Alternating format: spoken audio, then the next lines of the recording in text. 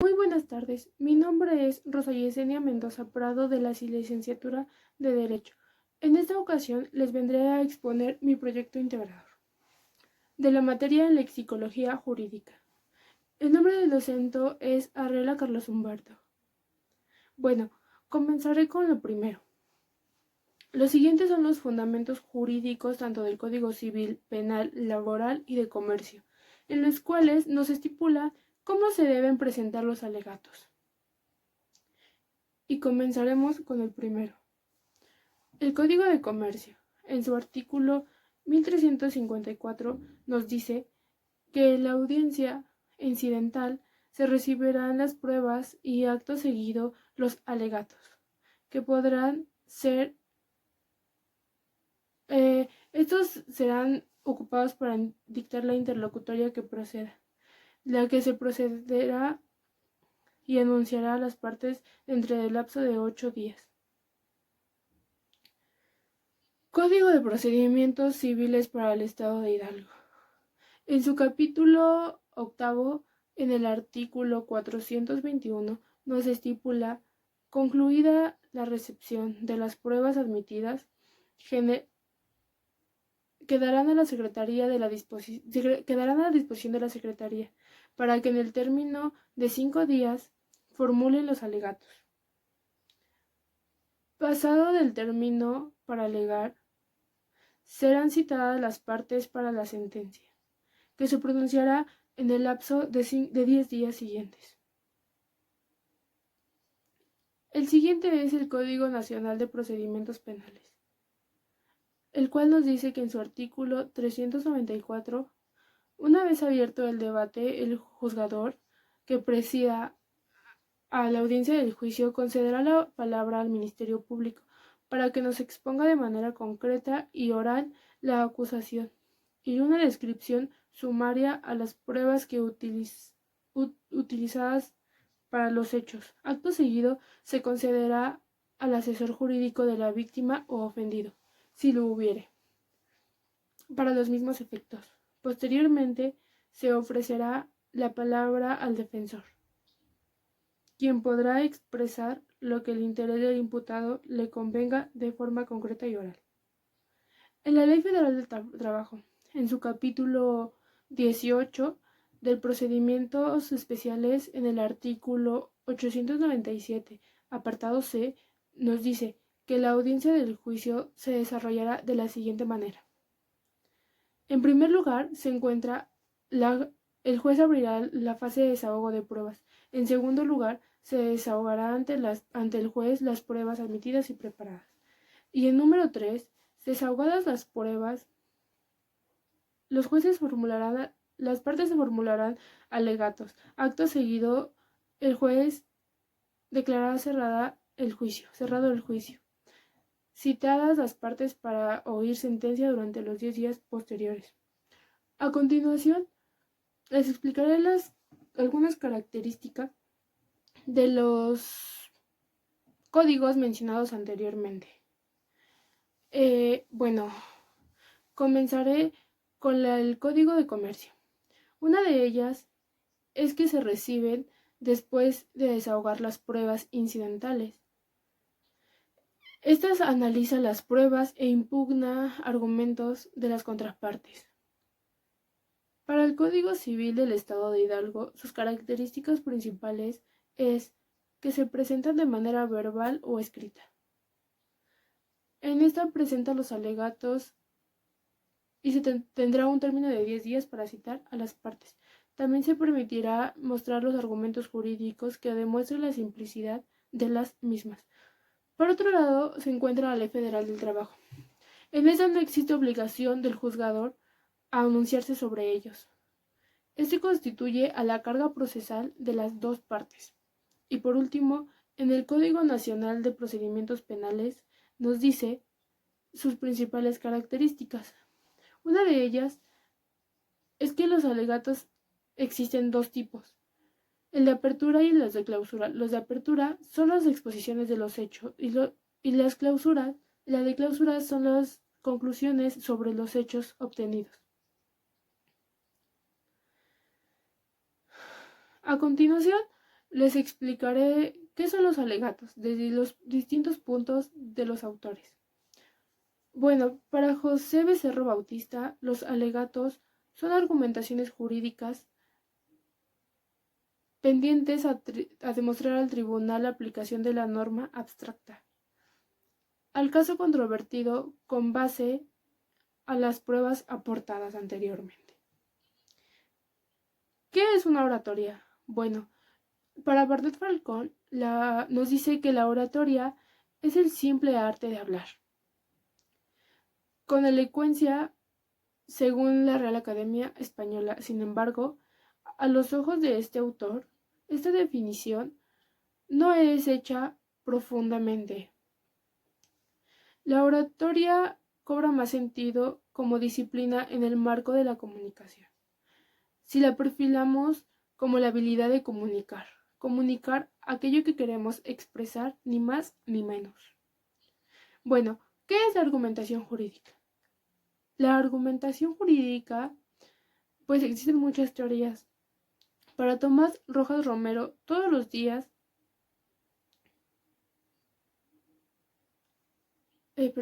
él nos dice que un buen argumento puede marcar la diferencia entre perder y ganar un caso.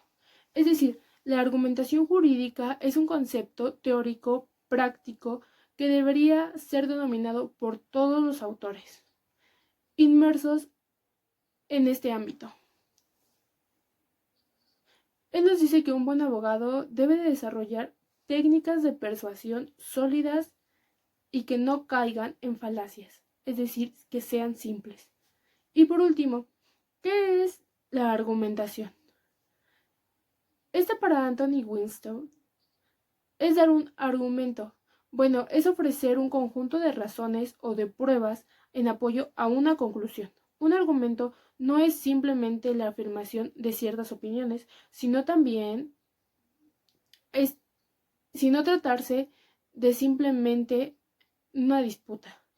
Los argumentos son intentos de apoyo para apoyar opiniones. Este va junto con la razón. Bueno, para mi presentación del proyecto integrador, el licenciado Arreola nos pidió escoger una jurisprudencia. Con base a esta, realizar un caso hipotético. Yo les voy a leer la jurisprudencia que elegí y fue de guarda y custodia. Esta nos dice que la regla general es que los progenitores sean aptos a menos a que se demuestre la existencia de un riesgo probable y fundado para los niños y niñas involucrados. Este nos dice que cuando se involucran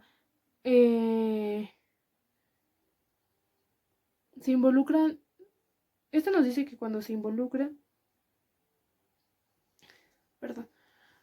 una categoría de las prohibidas en el texto constitucional, como lo es la condición de salud de uno de los progenitores en relación a la ponderación del interés superior de los niños y niñas. Los y los juzgadores deberán ser especialmente escrupulosos en el análisis del asunto, de modo que con base a pruebas científicas se evidencie que la condición de salud tiene un impacto negativo en el bienestar de los menores. La regla general es que los progenitores sean aptos para el cuidado de sus hijos y hijas. No obstante, los defectos y carencias que los acompañen son necesariamente importantes para la condición humana. La falta de aptitud debe demostrarse, pues con ello se afecta a los derechos y la esfera jurídica de los niños involucrados. En mi caso hipotético les presentaré lo siguiente. La señora Rosa Prado Cruz se casó con el señor Juan Carlos Mendoza Torres el 12 de agosto del 2001, llevando casi 19 años de edad, y después de su divorcio, accedido por ambas partes, la señora Rosa pide la guarda y custodia de sus hijos menores, llamados Carlos Mendoza Prado y Juan Carlos Mendoza Prado, de 7 años de edad. El señor se opone a que la señora Rosa se quede con... Se niega a que la señora Rosa se quede con los menores. En el anterior juicio del divorcio que hicieron, llegaron a la conclusión de que los niños se quedarían con la señora Rosa Prado y los fines de semana los pasarían con su papá, el señor Juan Carlos Mendoza Torres. Ante estas situaciones sucedidas anteriormente, se agregaron otras más. El señor Juan Carlos se opone a regresar a los niños a la señora Rosa Prado Cruz. El señor Juan Carlos se desentendió de sus hijos durante 7 años, sin darles alguna pensión para los alimentos y necesidades de los menores. El tiempo que estuvo desentendido de los menores, él obtuvo distintos trabajos. Y él fue despedido por el motivo del alcoholismo. También en repetidas ocasiones ha existido tanto agresión a los menores como a las exesposas. Esto nos indica que el señor Juan Carlos Mendoza es una persona agresiva e irresponsable. Este hombre no es una buena compañía para los menores. En el ofrecimiento de pruebas redacté un oficio, la cual nos dice: Rosa Prado Cruz contra Juan Carlos Mendoza Torres. Juicio ordinario civil de guarda y custodia. Expediente número 56-1926. Juez ciudadano Ernesto Zaragoza. García Zaragoza. No. García López Rebeca. Por generales conocidas y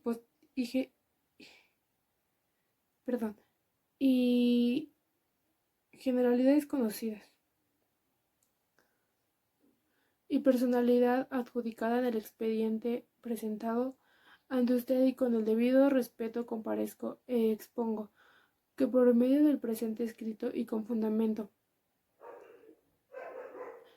en el artículo 109 del Código Civil para el Estado de Hidalgo, el cual nos estipula que la custodia de los menores de 12 años estará bajo la responsabilidad de la madre, con excepción de que exista alguna causa o impedimento que ponga en riesgo el desarrollo integral de los menores. Acudo en tiempo y forma legal a ofrecer como pruebas e intención en este juicio las siguientes. Mi documental pública consiste en las copias certificadas de las acta de nacimiento de Carla Mendoza Prado y Juan Carlos Mendoza Prado, que se relaciona con el hecho de guarda y custodia de los menores, de mi escrito inicial de demanda. 2. La documental privada. Consiste en los documentos de despido del señor Juan Carlos Mendoza Torres de las distintas empresas donde él laboraba. A él se le adjunta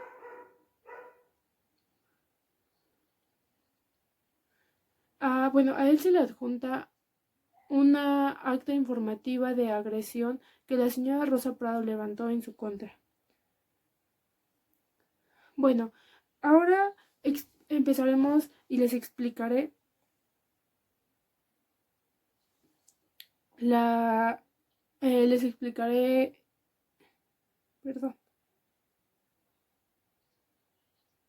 Ahora les explicaré la exposición de los hechos. Primero, en la fecha del 12 de agosto del 2001, contraen matrimonio el señor Juan Carlos Mendoza Torres y la señora Rosa Prado Cruz. Este fue mediante el resumen de sociedad conyugal ante el juez civil Juan Humberto Rojas, de Tizayuca, Hidalgo. A esto lo acredito con el acta de matrimonio certificada, la cual se anexará en el presente escrito. Segundo, ante lo anterior, manifiesto que durante el matrimonio se procrearon 2 hijos, Carla Mendoza Prado, de 11 años de edad, y Juan Carlos Mendoza Prado, de 7 años de edad, lo cual se certifica con las actas de nacimiento adjuntadas a la demanda.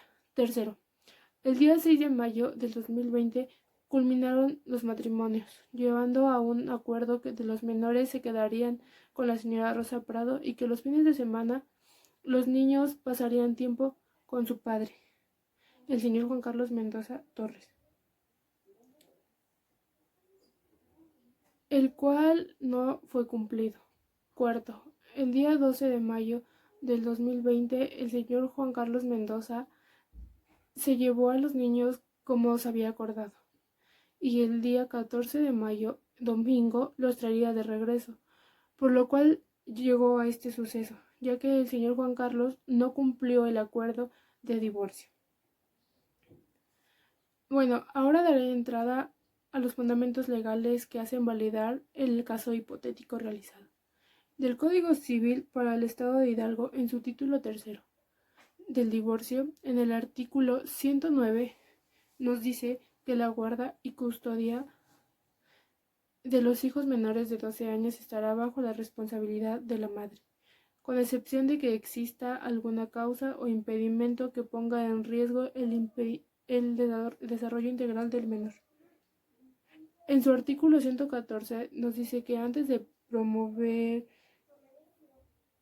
la guardia y custodia, el juez familiar, considerando el desarrollo de los niños, podrá acordar de oficio a petición de los abuelos, tíos, hermanos y mayores de edad o personas unidas por parentesco al Ministerio Público cualquier medida que se considere necesaria para el desarrollo de los hijos menores o incapaces de conformidad con las disposiciones. Bueno, por último, en mi proyecto integrador les expondré los alegatos, los cuales son los siguientes. Rosa Prado Cruz contra el señor Juan Carlos Mendoza Torres. Con el juez de lo familiar, García López Rebeca, promoviendo por mi propio derecho y con la personalidad que tengo, comparezco lo siguiente. Una vez desahogadas las pruebas y los alegatos y concluyendo el término de las ya mencionadas, quiero exponer lo siguiente.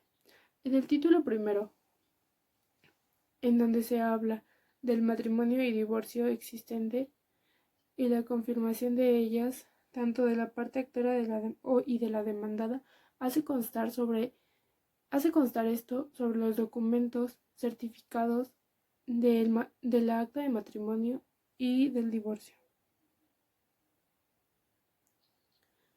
En el título segundo, los testigos que se adjuntaron a los hechos y testificaron dejaron en claro que el señor es una persona muy violenta y agresiva y que en distintas ocasiones vieron cómo agredió a sus hijos y esposa, por lo cual los menores no deberían de estar al lado de una persona agresiva e irresponsable. En cuestión de que se le deje ver a los niños y se le deje estar con él, la señora quiere la supervisión en el tiempo en que los niños pasen tiempo con su padre. Y por último, en su título tercero, los antiguos jefes confirman sus despidos por el problema de alcoholismo.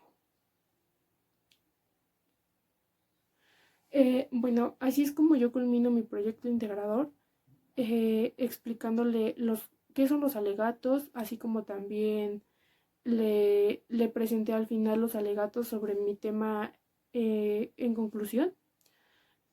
Y pues eso es todo. Gracias.